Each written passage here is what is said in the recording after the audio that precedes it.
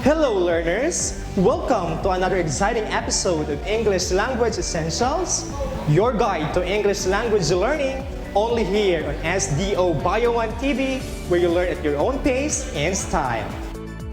I am Teacher Rico, your teacher broadcaster at your service. Do modal verbs confuse you?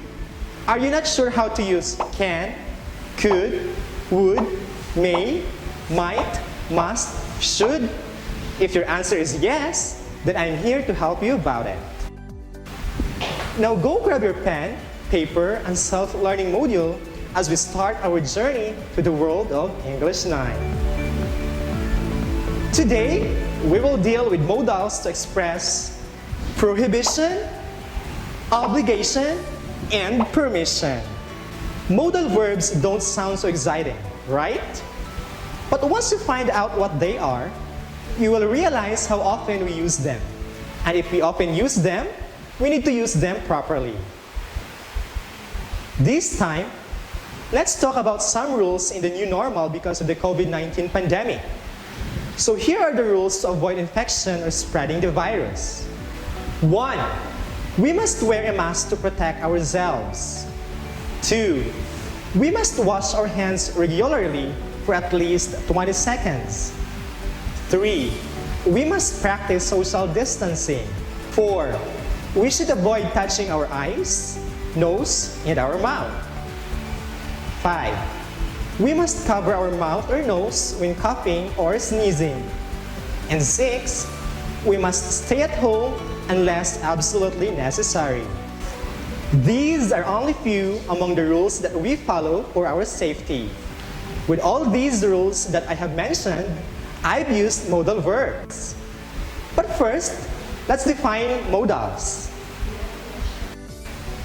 A modal is a type of auxiliary or helping verb that is used to express ability, possibility, permission, or obligation, and many others.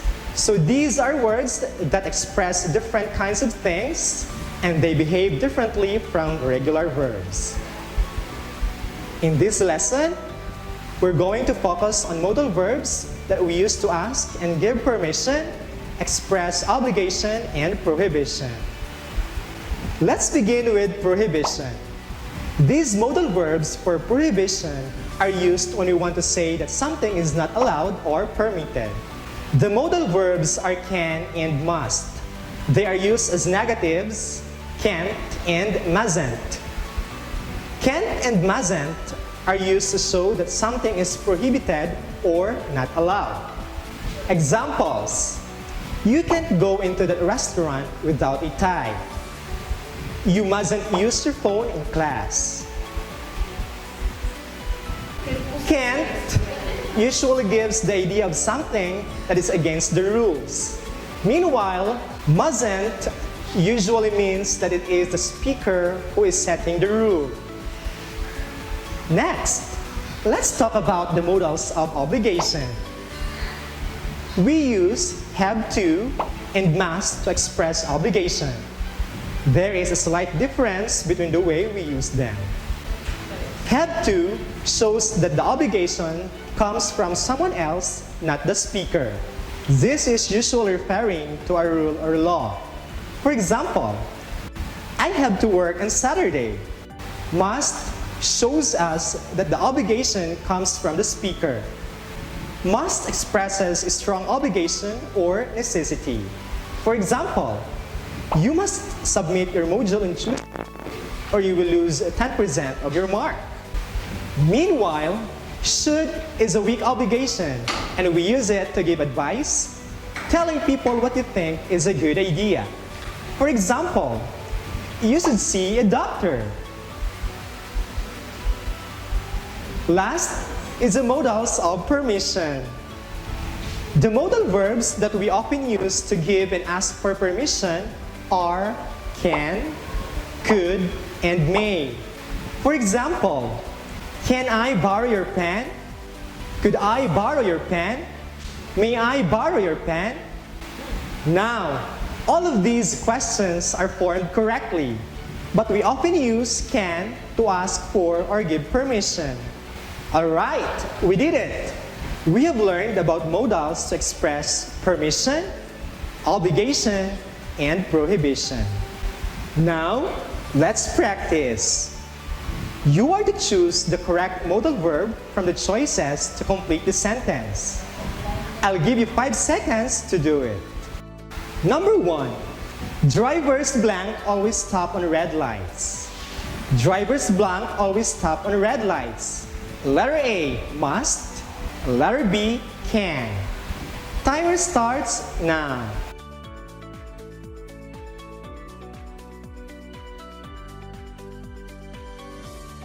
Alright, time is up. If your answer is letter A, must, then you got it right. Drivers must always stop on red lights.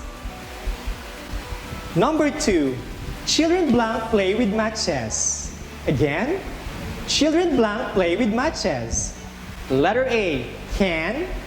Letter B, mustn't. Timer starts now. Okay, time is up. The correct answer is letter B, mustn't. Children mustn't play with matches. Number 3.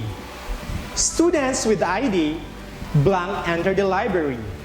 Again, students with ID blank enter the library. Letter A, can. Letter B, have to. Letter A, can. Letter B, have to. Timer starts now.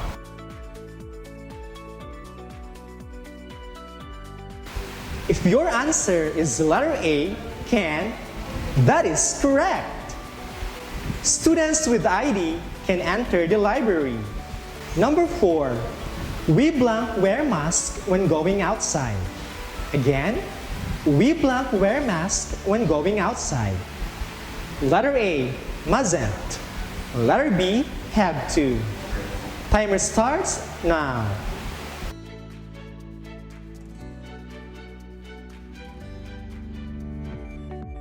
Alright, time is up. The correct answer is letter B, have to. We have to wear masks when going outside. Very good, learners. For your additional activity, turn your module to page 12 and do activity 9. Be sure to follow the given instructions. With today's topic, I hope you already learned how to use modal verbs correctly and eventually appreciate the significance of using it in our daily conversation with others. Once again, this is Teacher Wico. See you on our next episode of English Language Essentials, only here at SDO Bayawan TV, where you learn at your own pace and style.